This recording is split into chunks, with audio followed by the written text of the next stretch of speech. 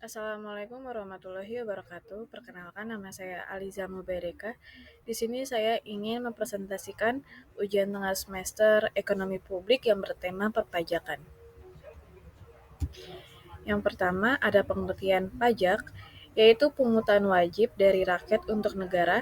Setiap sen uang pajak yang dibayarkan rakyat akan masuk dalam pos pendapatan negara dari sektor pajak. Penggunaannya untuk membiayai belanja pemerintah pusat maupun daerah demi kesejahteraan masyarakat. Uang pajak digunakan untuk kepentingan umum, bukan untuk kepentingan pribadi.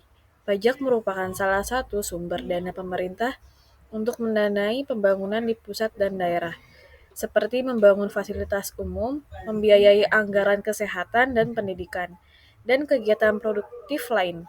Pemungutan pajak dapat dipaksakan karena dilaksanakan berdasarkan undang-undang. Ciri-ciri pajak. Yang pertama, pajak merupakan kontribusi wajib warga negara. Yang kedua, pajak bersifat memaksa untuk setiap warga negara. Yang ketiga, warga negara tidak mendapat imbalan langsung. Dan yang terakhir, berdasarkan undang-undang. Perspektif pajak dari sisi ekonomi dan hukum. Dari perspektif ekonomi, hal ini bisa dinilai dari beralihnya sumber daya dari sektor privat atau warga negara kepada sektor publik masyarakat. Hal ini memberikan gambaran bahwa pajak menyebabkan dua situasi menjadi berubah, yaitu satu, berkurangnya kemampuan individu dalam menguasai sumber daya untuk kepentingan penguasaan barang dan jasa. Yang kedua, bertambahnya kemampuan keuangan negara dalam penyediaan barang dan jasa publik yang merupakan kebutuhan masyarakat. Yang kedua, perspektif hukum.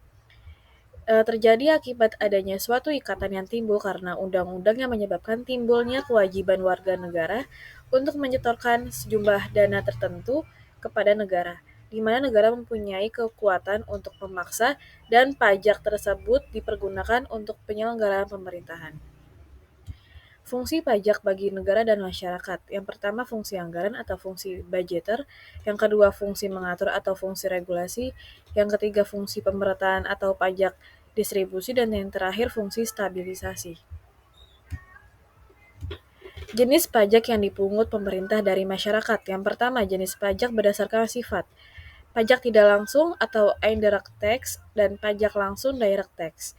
Yang kedua, pajak berdasarkan instansi pemungut. Yang pertama, daerah atau lokal, yang kedua, negara atau pusat. Yang ketiga, jenis pajak berdasarkan objek pajak dan subjek pajak. Ada pajak objektif dan subjektif. Sekian materi dari saya, kurang lebih mohon maaf. Wassalamualaikum warahmatullahi wabarakatuh.